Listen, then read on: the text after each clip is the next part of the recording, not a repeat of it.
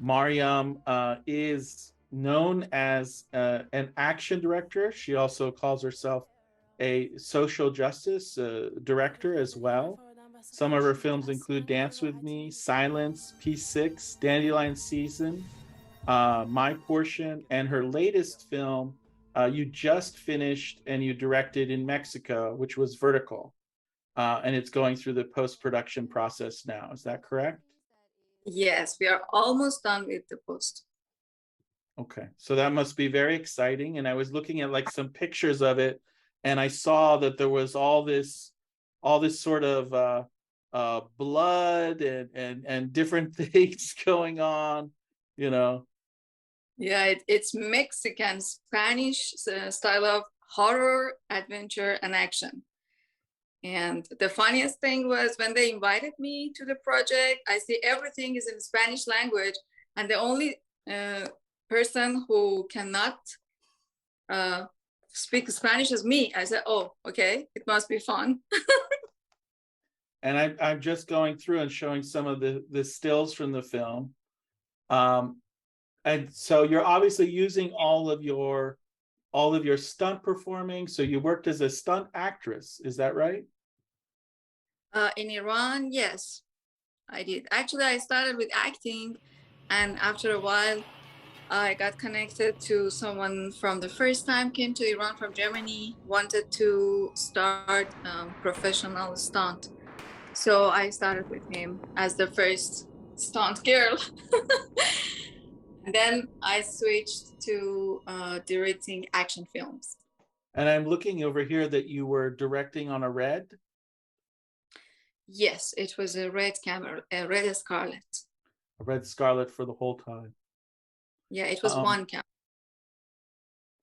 And for you, for yourself, the other thing I was looking at that really impressed me was this film over here, Silence.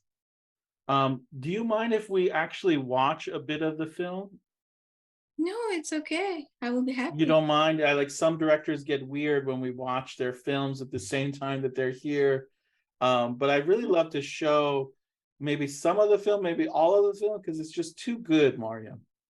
Thank you. It's too short, so we can watch all of it. Okay, I just really love this film and I want the students to see it. Is that okay with everybody else?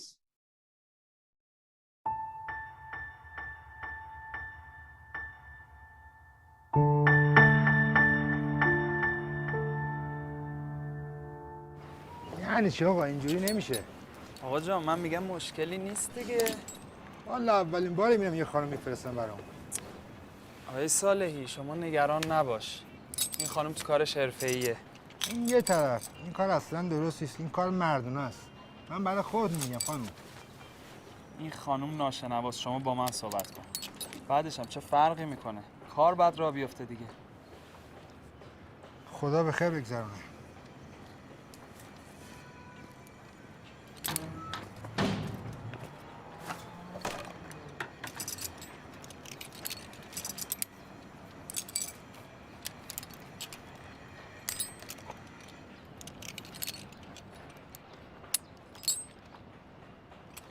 مشکلی که نداری.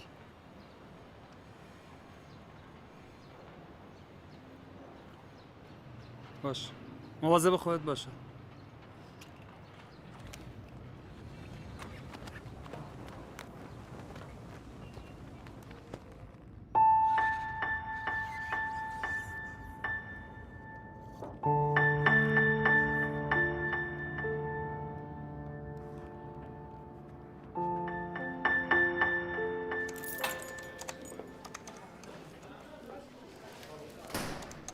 خانم این مدارک ناقصه هنوز که. من 10 دفعه گفتم کاملشون کنید. فردا باید بفرستیم بره. 10 دفعه بهتون گفتم ناقص باشه نمیشه. مدارک هم؟ بله. باش.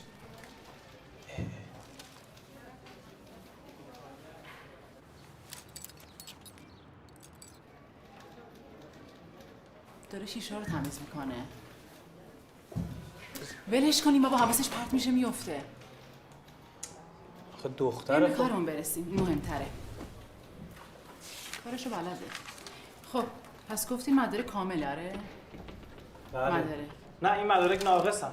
میخوایم فردا بدیم بره. باید کامل شه. باشه حتما میترسه. حتما میترسه. ولی نه از کار خودش. از اینکه روزیش حلال نباشه.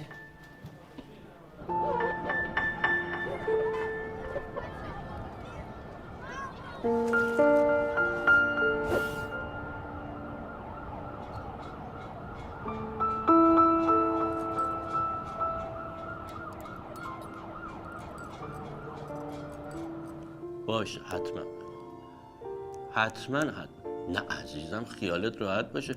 من به محض اینکه جلسم تموم شد بهت زنگ میزنم میام دنبالت. آره نه بابا کدوم نه قربونت برم نه قربونت برم.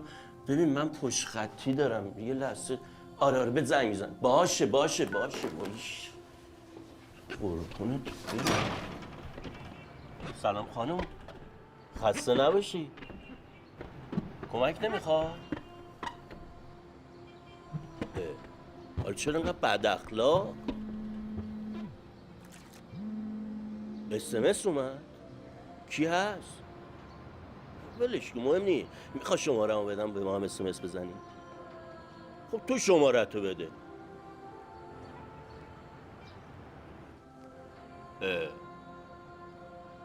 میدونم خسته شدی. بیا یه لیوان شربت بهت بدم که گلوت حال بیاد. بیا ببین به نظر من اصلا این شغل برازنده شما نیست. شغل خشنیه اصلا خوب نیست. خانومه به این خوشگلی آخه حیف نیست همش بالا بریم تنها با این در و دیوار ها. بیا اینجا با هم بشینیم قشنگ صحبت بکنیم حرف بزنیم. قشنگ میذارمت سر یه کار درست و حسابی. من به خاطر خودت میگم. خواستم فقط جونتو نجات بدم. حالا خود داری.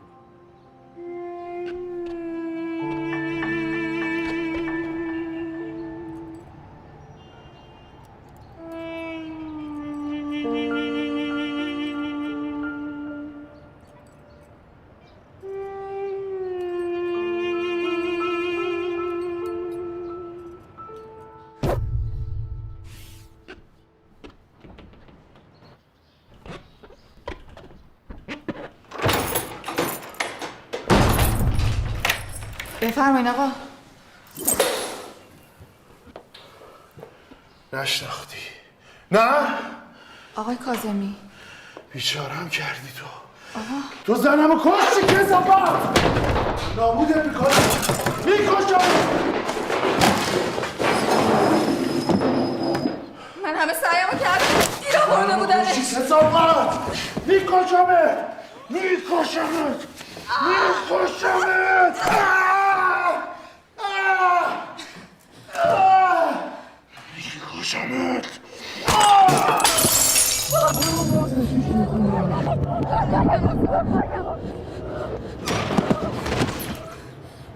کمکم کن.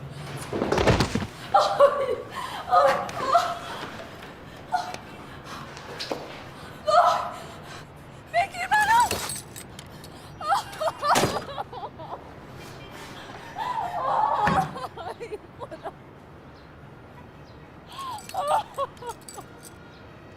خواستم فقط جونتو.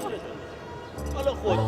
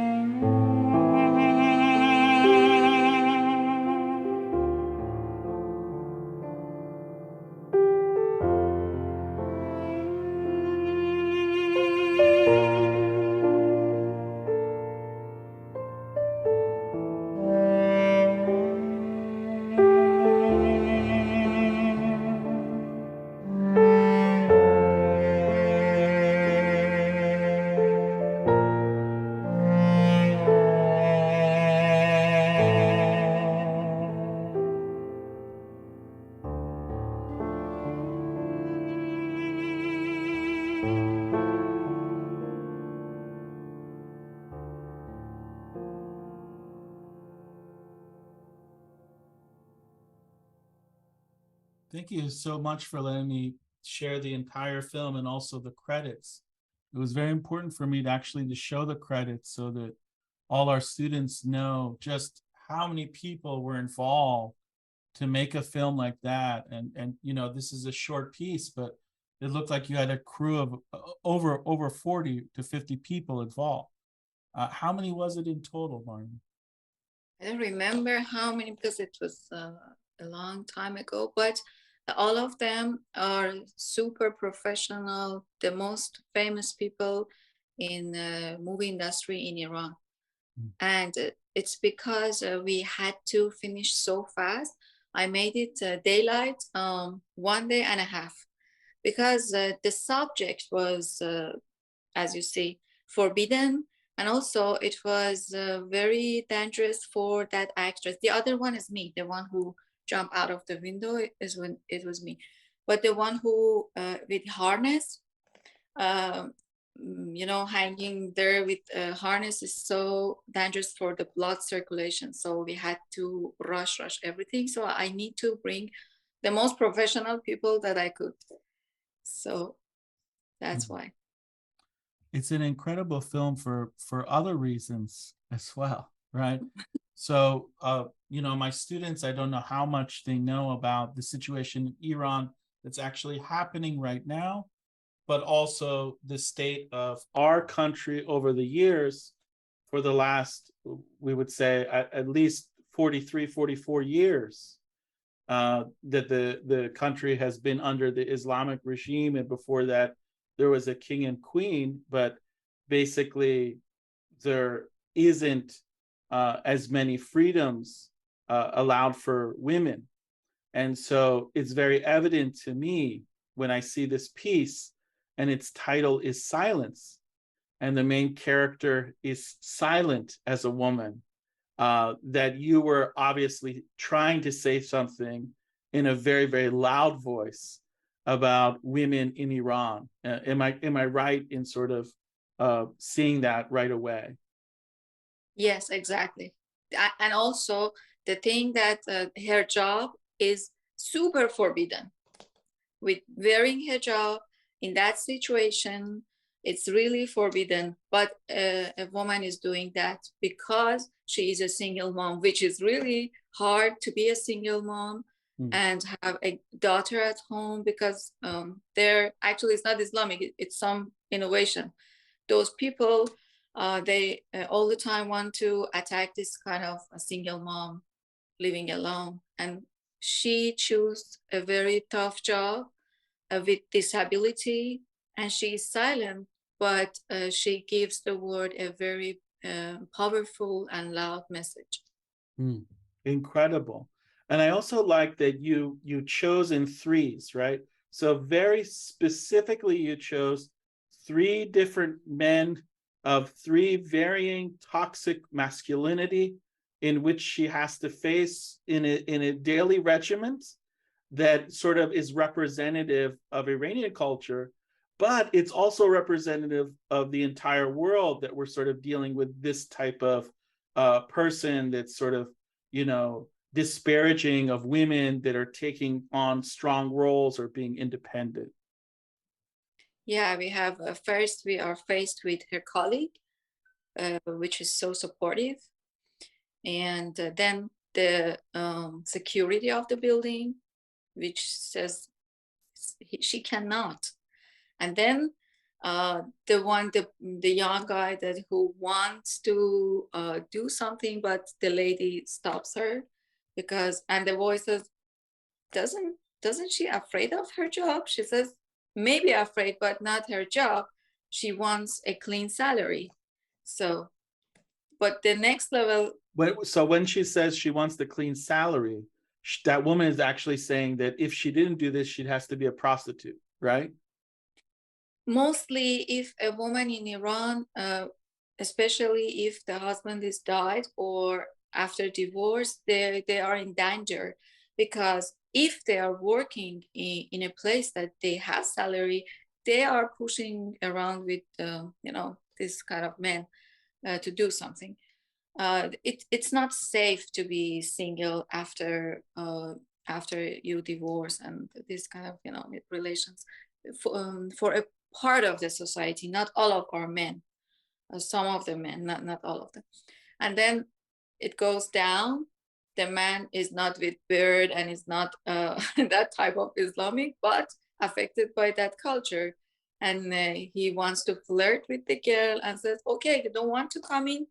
I just wanted to save your life because it's dangerous for you. But we see after that, she is the one who saved someone's life.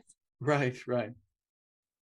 And then the person at the end was the most curious one, the man who ends up attacking you, because the first thing the character says is that his wife was killed because of you. So you were some type of doctor, and yes. you say, I think your line is, she came too late, and that was the best that I could do. So I assume that there could be a whole bunch of different ways that she just passed, right? So this person thinks it's his right that he can just come up and kill you for that, right? Exactly. It is the lack of good rules and laws in Iran. We have so many holes in the laws. For example, if someone have some debt to you, you can go directly to their house, and it's not safe, even especially when you are a lady. And in that case, that case was a real case. Someone attacked the doctor just because of that. And he didn't want to accept his mistake because he was responsible to bring the patient late to the hospital.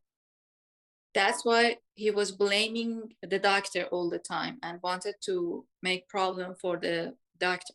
And doctor was a lady. It was a real case. Yeah, this is what everyday women are dealing with. Oh, it's so painful and so sad. And it's just unbelievable. The other thing you just mentioned there that I think is important for all of us to understand is you mentioned this is a real story. I think that's important. You mentioned in one of your other interviews that's on the internet that for all your films that you do, you really try to do a lot of research in your pre-production, that you make sure that all the character stories that you do is based on reality, and then you incorporate that into your character studies. So I'm just curious, this was a story you read about the doctor, and then you decided to do it. And how is that process working for you? Are you just constantly scouring the news? Are you testing the things in your head and incorporating them into stories? How does that work exactly? Except for Vertical, which is the script was written by someone else. For all other movies that I was working or I am working, I usually borrow people's stories or borrow people's characters and work on them. So all of them have a real person or real event. Those days I was researching on real cases, and to be a good screenwriter, that I wanted to have a better sense of characterization, I asked one lawyer and one psychologist. I sat beside them sometimes for myself for 6 months. They said she's my assistant, but I was writing for myself. So some of them are from those cases that I searched, and some of them are from other cases because later I started this search, and later after 4 years, they let me to make a documentary TV series about real cases at court. So some of them were related to them. And this doctor and the guy was one of them. It was so, for me as a woman, it was so challenging that a doctor who is suffering every day, dealing with helping people and wearing that much hijab and dealing with colleagues, everything, needs to deal with a big hole in the law of one country that let everyone attack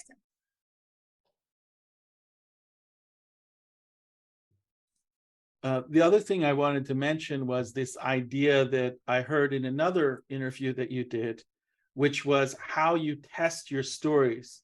and it was quite brilliant. I heard about your process, which is, and tell me if this is something that you still do, because this was an older interview, but I heard that you go to coffee shops.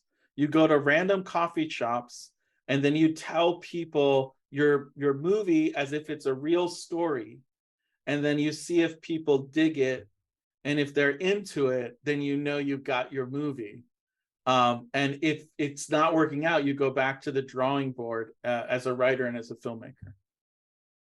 For me, this is the best thing helped me, because sometimes they add layers to my stories as well. As I go to different people that I know they are not filmmakers, they don't want to steal my idea. So you make sure they're not filmmakers. So it can't be, they're not real, they're just random people, completely random. Completely random. Because if they are filmmaker, they have some, they have some information about filmmaking, and I don't need that. I need ordinary audience for later. So I need their opinion. I need to see how they are dealing with my characters. Do they love my character? Do they believe my story, or they think, does it happen, or it's real, or whatever? And sometimes I tell people ancient stories from Iran, and I add one character in that, or I add one event in that, and see how it works when I'm telling to people. Even when I'm telling a story to a teenager, sometimes they react very good, and they add some layers to my characters and to my stories. Our job is not, we are not painters to paint something, and if we don't like it, put it somewhere and never watch it. The movie, as soon as we finish it, goes to a non-stop journey. You can never stop it. So before starting, we have to make sure everything is correct. We are sure that this character must be a man. Sometimes we change it to a woman. Sometimes we change to POV of a kid in the house. So in order to get there, we need this audience will give their feedbacks later in theaters or in festivals or whatever. Right now, we have the chance to tell them the story and get their ideas. And they don't know they are listening to a story. I just love that. I think it's one of the most brilliant things I ever heard. The only other person I know that did something like that was Abbas Kiarostami. When he would do his classes, he would ask his students to just tell the stories.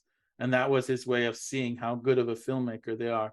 So there's no doubt you're one of the best. The other thing I wanted to ask you about was actually this storyboarding process. So you just talked about switching the POV, knowing exactly what the shot was. How much in your pre-production are you planning each shot and your shot list and making sure that's all set and ready before you begin? Or is there some room for improvisation when you're on set? Okay. Because I started from Iran, in Iran, it's not normal to have full storyboarding. But because I was from those generation of filmmakers that we had to work under a very limited budget and independent, sometimes we spend our money on some parts of our movies. So we had to be very clear. The DP, the sound guy, the actors, everyone needed to be very clear about everything that we will have. I did it. I did it all the time for all of my short films. But so because you had a limited budget, even though some people didn't do it, you did it for yourself. Yeah. So this is part of your success then, right? I think so, because otherwise we couldn't finish the film with that budget. So before we start, everyone knew what's going on. So before I came to set, everyone was ready, and especially for actors. Some of them usually complain, but I usually do so many rehearsals, because sometimes during the rehearsal, I see it doesn't work at all. Like, for example, one dialogue or even one scene. I see the waves between these actors. I see, no, it doesn't work at all. So I need to change it. I need to find another solution. And if don't do too many rehearsals, you cannot see that. Because at first rehearsals, every actor in the world, they are very super ready for showing whatever they have. Then after practicing, they start living that character. And we need that one. We need to see them living inside that character, do not act. Yeah, that's very important what you just said, that they're not actually being the character. They're living in the character and they stop acting is what you're saying, right? That's the moment you want them to get to. Is that right? Yes, yeah, exactly. That is why working with children or working with those who are not actors is super easy. Because you put them in a situation that do something for real. Have you found any secrets for yourself? Because I know you trained as an actor as well to help professional actors get to that point. Because a lot of our students are now using the theater actors or the professional actors that are near us, but some of them have been complaining, oh, it's too theatrical when it comes, or they're seeing too much of the performance, and they've been wondering how can they get them to actually stop acting and start being. Yes, many of them. I started with acting school in theater style. And my first jobs as actress was in TV. So I felt the difference. Usually when you are in starting levels, the director never talks to you. And usually assistant or second assistant talk to you. So I remember that he came to me and said, it's too theatrical. And I immediately called my one of my professors and says, what does it mean? He says, okay, do you remember the frames that they teach you? Ask the guy which lens they're using and then tell me. So after a while, I started learning each lens and how much I need to move and how much I need to move my face. Or later, one time, I was working in a studio as well as I was acting. So the editor called me and said, come here, we have to cut your reactions out just because you move your eyes too much. And it was a very good lesson. So sometimes if I see, for example, in Dandelion season, I had my very good actor, first time actor, he's very good, but he moved his eyebrow too much. And I asked the assistant editor to show him how it works. So immediately solved the problem. And these kind of things work the actors to see. But for acting, I think it's very good to know the frames, to know the lens, to know different type of cameras, to know different type of sound recordings. If they have boom, it's different. If they have lavaliers, it's different performance for you. You need to know all of them. It's super practical on set, because when they want to cut and to explain you, it's not something good for the crew. They get tired and it's not okay. To be an assistant is the best thing. Is the best assistant director. For me, it was the best thing. I was assistant writer. I was assistant director. The most perfect duration of job was when I was script supervisor, because in Iran, the script supervisor is responsible for all type of continuity, different lens, everything. So I learned how to match the shots and how to match everything, how to match the continuity of the emotion of the actors, everything. So it was the most important lesson for me during those days. Incredible. I think it's time before we run out of time to sort of hear from the students. I know they have a lot of different questions. I'm going to go ahead and let it open up to them. and then maybe we'll look a little bit at your director's reel as well. Okay. Hello, my name is Darren. I have a question, and it's a pleasure to meet you. I have a question about the silence, actually two questions. Was it able to get distribution in Iran? And because it's obviously a bit of a protest against the status quo there and against the regime. And if they were aware of the film, were there any repercussions for anyone who made it?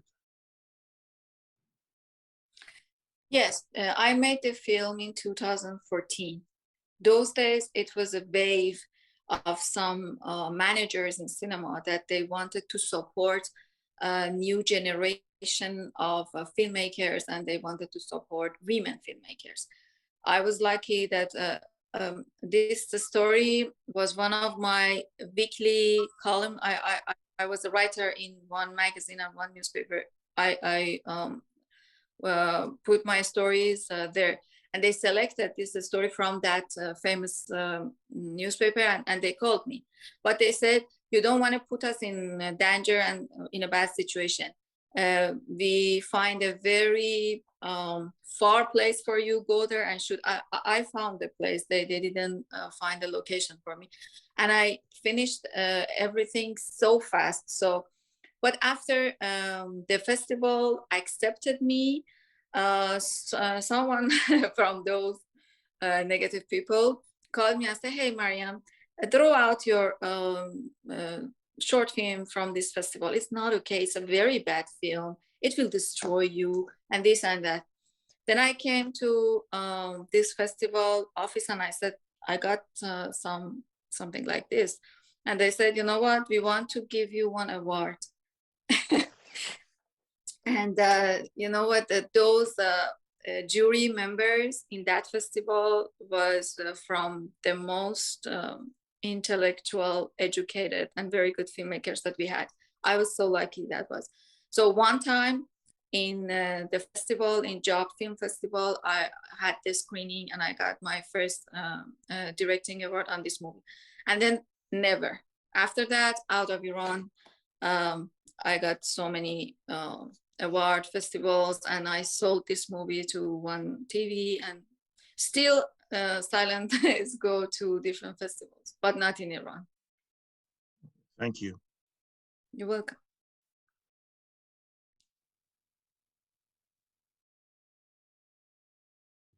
Other questions? Hi, Mr. Pirband. My name is Sean Hopewell. It's great to meet you, and thank you for taking the time for us all today. So has there ever been an idea that you had that you really loved or were really passionate about, but maybe someone who was able to fund a film for you was kind of iffy on it, or didn't really want to make it, or it was something that you loved but couldn't really find crew for? And how, if that has happened to you, how did you overcome that? Always it happens. Sometimes you can find a solution for that. For example, for Dance With Me was the same situation as you see in Iran right now. It was happening there in 2011. So I wanted to make the movie with the core of a woman. The woman was, a young woman was pregnant, and the partner got lost in the strike in the prison. So they were not married. It's forbidden. The guy is in prison. It's the worst situation.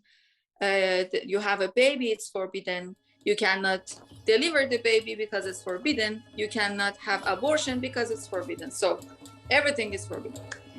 This one, I had to change the location from exterior to interior to make it happen.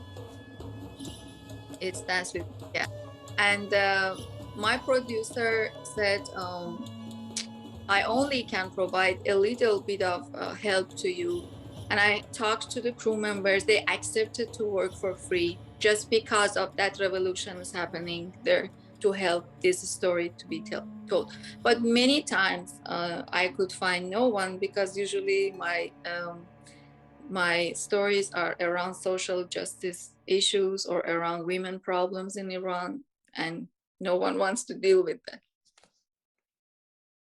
Thank you so much. It was great hearing from you, and thank you for taking the time again.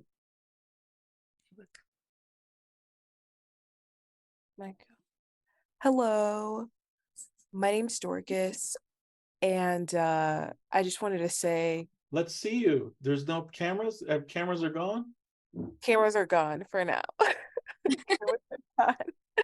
But I really loved Silence, or was it Silent?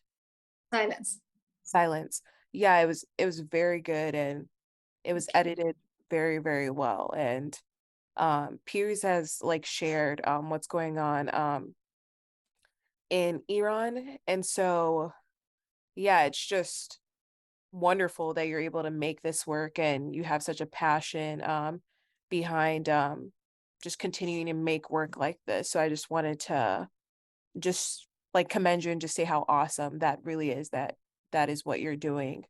And similar to Darren's question, he asked about whether there were like repercussions for anyone on the set.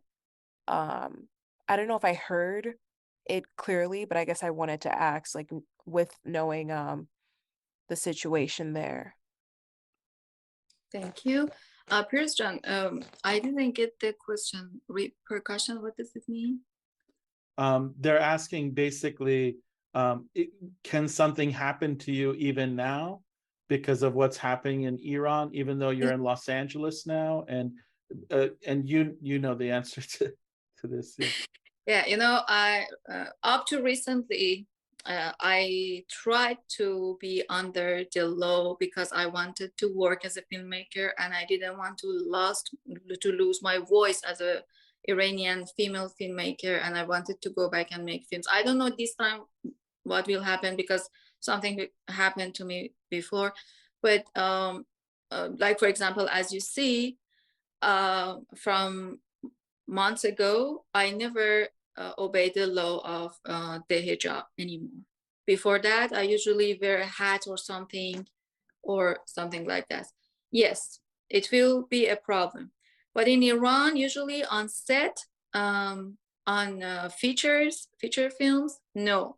But in one of my documentaries, yes, we got arrested. They got us to some place for 2 days. We didn't know where is this.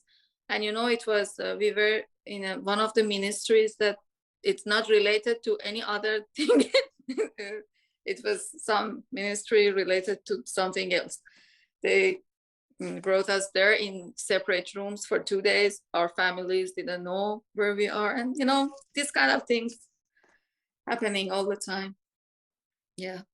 And so for those of you that aren't aware of what's happening in Iran or what Maryam's talking about, but basically the hijab is the required headdress or the veil that women are required to wear under the Islamic regime. And if you don't wear it, then there is a group called the morality police that go around and arrest people. So those are the ones that Maryam was arrested by while she was making her film. Plus, if you are an artist, athlete, or scientist, that you have a voice, you are a representative of Islamic Republic. So as that, you cannot be without hijab. You have to. Otherwise, they ban you from working.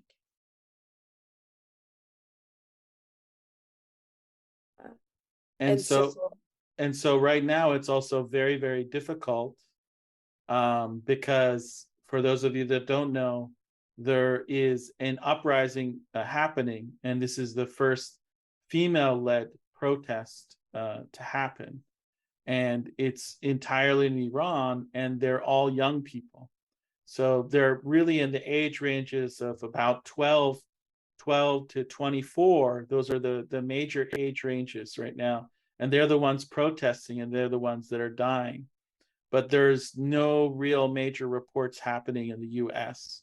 And so one thing that Maryam and several of us that are Iranian diaspora, that is Iranian artists living outside of Iran, we're trying to bring attention to that. And Maryam when she referenced that at the beginning of the talk, was referencing that specific thing that Dorcas is asking about.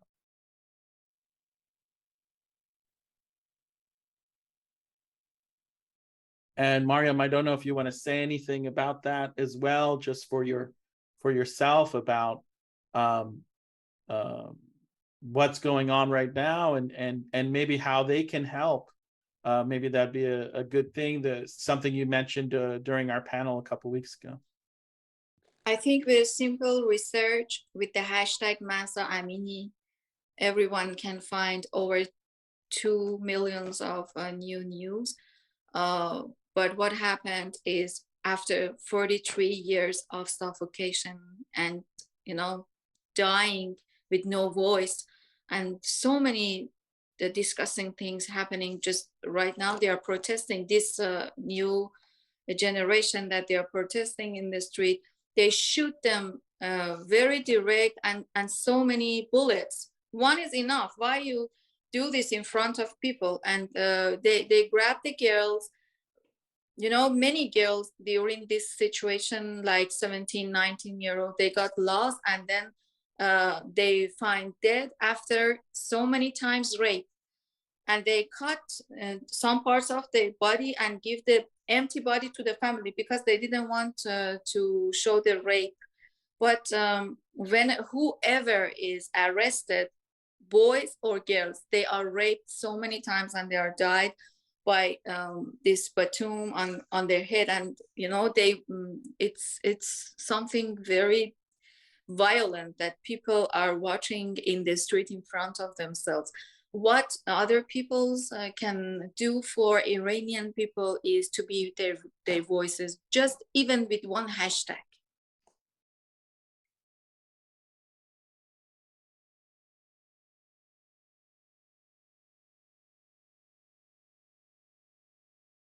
There are so many other things that they can do. And recently, many artists all around the world made artworks to be Iranian women's voice or Iranian people's voice. It's not only Iranian, because if this big problem happens, many other countries will be safe, because that government is damaging so many people, just like Ukraine. They are participating in Ukraine war as well, or Syria or other places. But you can make artworks, you can contact your representatives because you vote them, or those places, just like they're dealing with human rights and they're silent. They just say something and do nothing. And kids in Iran are under this situation. The only thing is to change. It's not a deal. So we try to make a big change, and everyone in the world that can be a voice, it's something very big.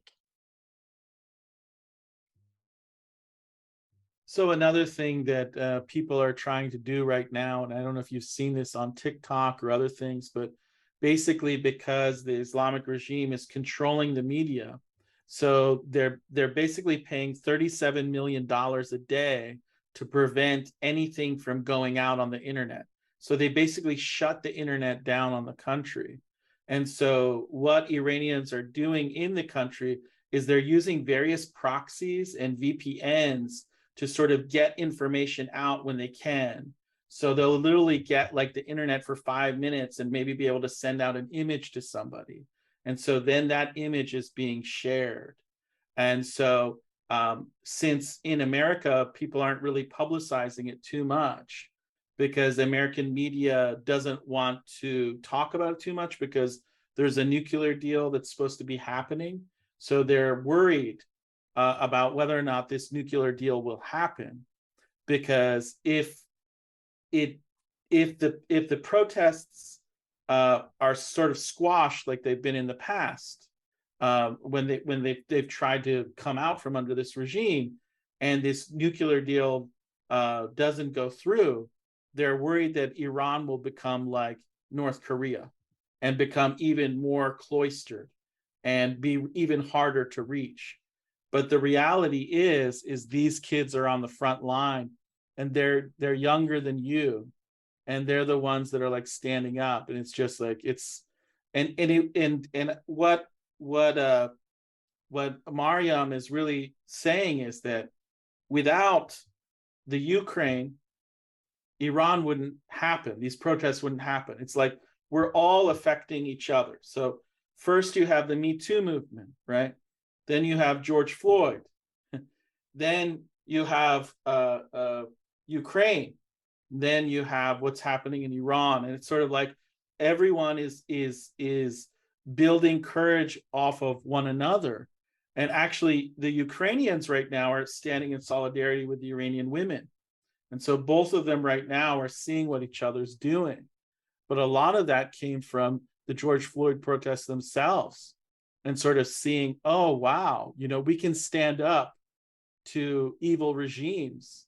And that's really quite something. And what's impressive to me, and I'm sort of, you know, talking a lot here to sort of bring it up, but I wanted to frame it for everybody that isn't quite aware of it, because it seems like some people weren't, is that Maryam's been doing this from the very beginning. So all of her films, like I couldn't show you every single film of Maryam's films, but Maryam has been dealing with this within all of her films, right?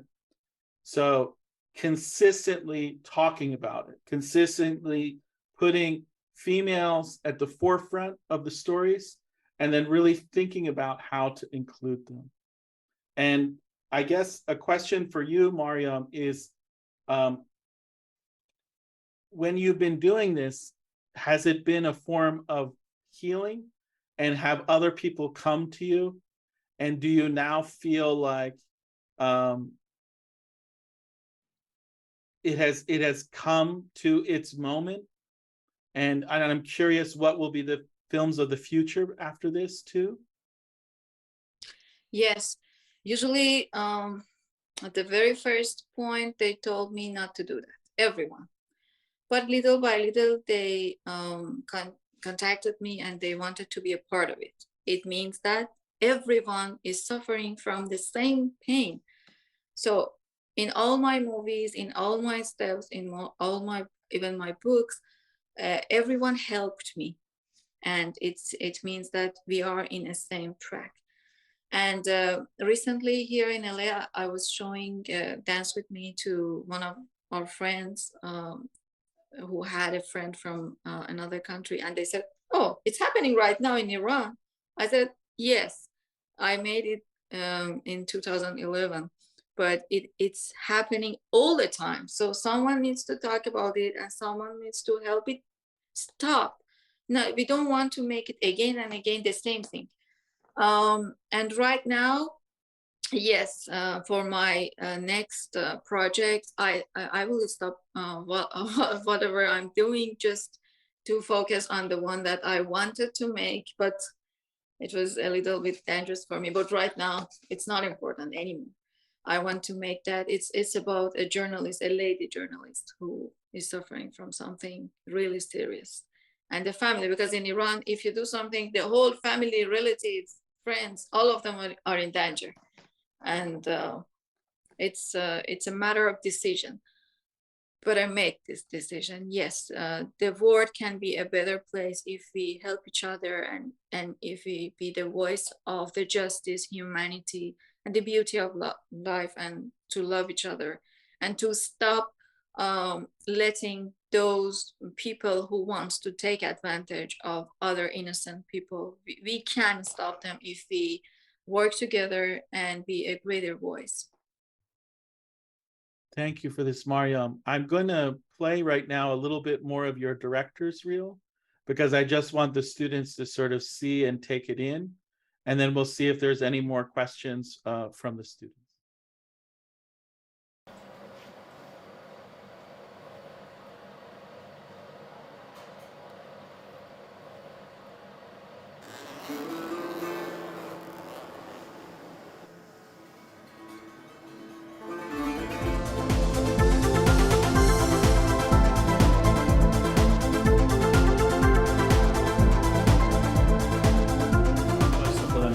لازم نکرده، برو کنار. بهت میگم خودم میرسونم. گفتم برو کنار. اینقدر بچه بازی در نیار. از جلوی چشم من برو کنار. بمیرم کجا میخوای بری؟ سر قبر من میخوای بری؟ برو هر گوری میخوای بری، برو.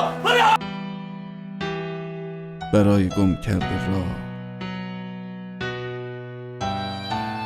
یک بغل چراغ، برای شما که در سینه دارید. اصلا فکر نمی‌کردم کار به اینجا بکشه. اینم که عکسای آقا سعید. همون روزم من به حاج آقا گفتم این بیفایده است، ولی قبول نکردم. تا میوه برات پوست کردم، میوه تو میخوری تا من برگردم.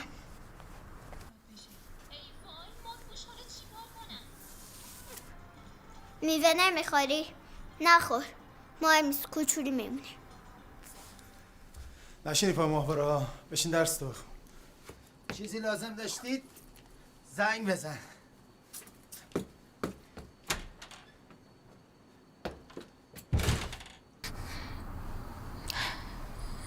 هیچی نشده ماما، خبری نیست. میگفتم آقا منم دوست دارم بیام کار کنم. ایشونم میخندید چون من بچه بودم، دستی میکشید به سر و میگفت باشه انشالله یه کم بزرگ شی فلان شی. متاسفانه خانواده شدیداً برخورد بدی با هم داشتن. عشق تو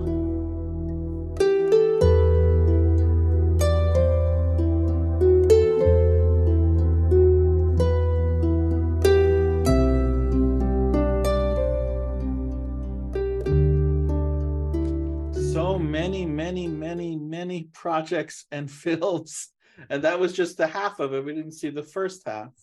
And I think I saw a cameo. Do you worked with Nima Jafari? Is that correct? Nima Jafari Jozani or Nima Jafari, which one? I think Nima Jafari was one of my students in Los Angeles at the American Musical Dramatic Academy. Is that right? Yes, he was performing in Dandelion season, the main character of negative person. Just amazing. This is just unbelievable. I saw him and I was like, is that Nima? My gosh, you know, a young Nima. So and you've worked with so many famous actors too, so a lot of work, a full range, all these different genres. Has it gotten any easier, or do you feel like every time you start a project it's just as hard as it was? Or you know, it's getting harder every time when you go more professional because of the budget. If you are in the beginning of your way, because the stories was in a way that everyone wanted to be a part of that story, it was super easy. It was a short film or a documentary. But after feature films started, yeah, it's a little bit harder. But the beautiful thing is the relations that I made with so many actors and so many people in the industry, especially when I was the assistant or script supervisor, they helped. And I'm also curious about the Iranian journalist, the new film. When are you going to start production on it, or are you just raising funds now? You're still in the initial stages. Yeah, and, I would. And was that the one that where we met when you were doing the pitch for the marketplace? No, it was another one. This one I want to make in most locations are in Mexico, because I have a very good situation there in Mexico that they provide me with many things, and they want to be a part of my projects after Vertical. So I want to do that, and I changed the story a little bit to go there. But the story starts in Iran, so I don't know if I go in Iran, real Iran, or I make it somewhere else. Because I was working in different countries in Middle East as well, I can somehow do it in Iraq or somewhere else. Maybe Istanbul? Maybe Istanbul, some part of Istanbul. Also, you mentioned Istanbul. Maybe your students are familiar with Rumi, and it's 3 years that I'm working on a script with. If you know Ali Dehbashi from Bukhara magazine, yeah, it's 3 years that we are working on the script about a hidden part of Rumi's life. But that project is in a way that I cannot touch it when a very good fund is ready, because it's all about Maulana and we have to rebuild many locations.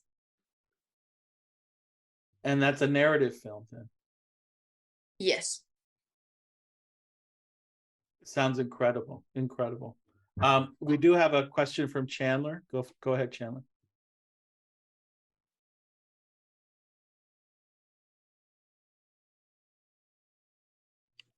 Hi, my name's Chandler. I was just curious, Piers told us that you had experience at Cannes, and I was just curious, like, what your experience was and how that went. So I was, first time I was there with Dance With Me in 2012. It was accepted in Short Film Corners.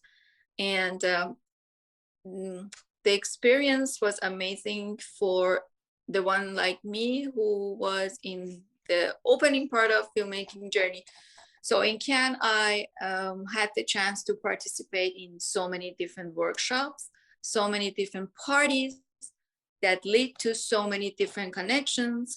And I had the chance to show my films to some people. That's why after that, they invited me as a jury member to festivals, or I met some groups that they invited me to some other countries. We start film festivals for the first time in some cities that no one wants to go there.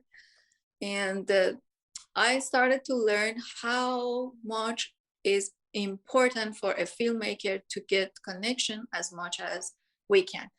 And in Cannes, it happened immediately and so fast for me. And I had no sense before that. No one, these things no one tell you.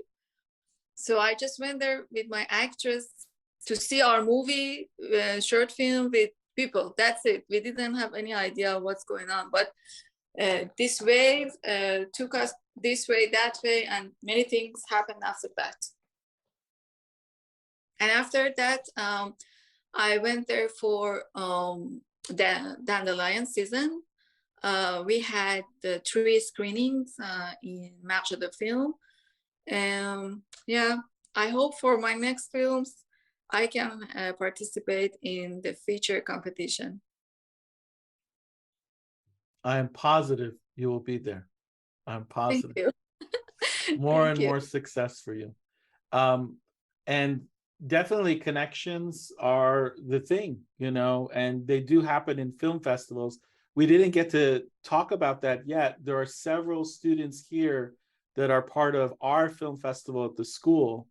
I'm just curious if you want to talk at all about because you've run many film festivals, you've been asked to be jury member. Do you have any advice for them about their film festival and how they can make it a success? Yeah, that's very cool. Right now it's super easy. You can get films online. Film Freeway is the best way so far that everyone can work on it. And usually if you are free, you receive so many films, but it's better to have better films in your festivals to get credits for the festival as well. And also later, if you want to invite people as a jury or to have workshops or whatever, they may see the list of the films as well. They want to see which films are accepted. So it's good to accept a different range of good films, or films that they are, for example, first time short filmmaker, but in a very good idea, or a new style of filmmaking. Like, for example, you can have a section in your festival for no-cut movies or experimental films. So you can put whatever you want to that experimental section, and then the other most professional films can go to other parts. Usually, if you have good films, they bring other things to the festival. If you have a jury member who is a person which has credits, or the person who likes to do something, you know, it's a behavior that some artists have. They bring things to your festival.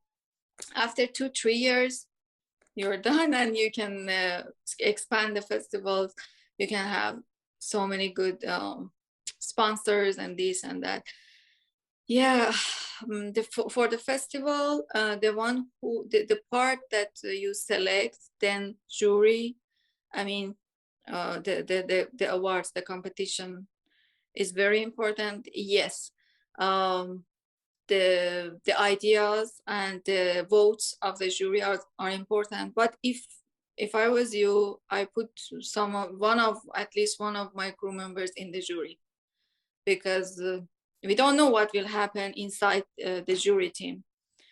Sometimes I was jury, sometimes we were asked to vote for one movie.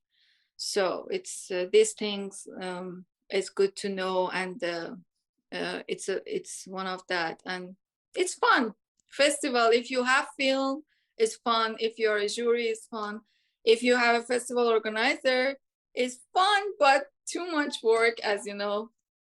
To have someone who deal with technical things, boxing, the DCPs, everything is so important. Make sure the one who do that is an expert one. Sometimes you need to fix immediately the movies that got problem in the middle of the screening. They need to fix that problems as well. DCP is so simple, but some of the short film makers do not have the budget for DCP, so it's good to have even DVD, but have someone as a very good technical person to support that part. Yeah. So DCPs, for those of you that don't know, when you're submitting your film to festivals, is a digital cinema package, and that's really the main way that we're sharing to festivals, and it's the main way that festivals take films. And you can also submit DCPs electronically now. There are definitely firms that will do and create a DCP virtually for you. It's just a bit pricey, around the $400 range for something like that. But I can show all of you how to create a DCP if you'd like that, just with programs. So don't worry. Yeah, great. And it's always a very good thing to be a volunteer in big festivals.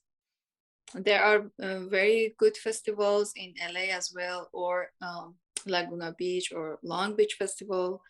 Usually yearly they accept volunteers.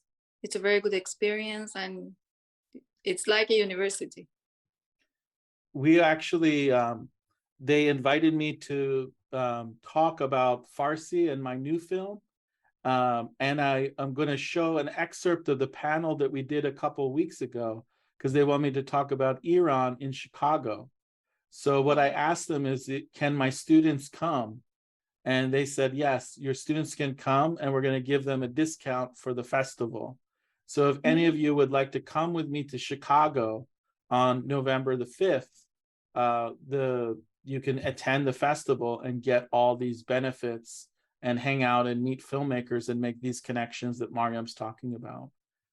That's on November 5th, and I think I'm going up November 4th and then staying the night. So it's up to you whether you wanted to go up November 4th and stay the night and come back, or if you wanted to ride up with me. Thank you for being so supportive. Any other questions for Maryam? I see Sammy and Julian are nice and receptive and quiet, but they're not saying anything. Anybody else before we close this down? Sean? Yeah, I was just wondering if we wanted to get in touch with you or find more out about your work, how could we do that? I have my Instagram. Usually I'm not a social person, but I mean, I don't have time to spend on Facebook and this and that, but usually I see my Instagram, and I have my email. Yeah, So usually if the time I start my new film, sometimes we announce that for some jobs we accept volunteers, not for free, but with less experience. I usually put that on my Instagram. Thank you. You're welcome. Okay, if that's it, I want to thank you so much, Maryam, for being with us here at Southern Illinois University. It was a pleasure to have you. خیلی مخلصم. I hope we get to see you. Like my Farsi was so good, huh? Yeah. Like a 5-year-old. Beautiful accent. So hopefully I get to see you soon in LA, and we get to do this again. Would you be willing to come to Carbondale and potentially be maybe a jury member for us, or to do a workshop with some of the students? Sure, my pleasure. Yeah. So maybe we can talk later one-on-one and see about bringing you over and figuring out how to get the honorarium to you and everything. Thank you. Thank you for having me. And then thank you guys. It was a pleasure talking with you guys. And I want to close the conversation with the beautiful slogan of Woman, Life, Freedom. Freedom. Yeah. Woman, Life, Freedom. Thank you all, everyone. I'll see you later. Take care. Thank you. Thank you.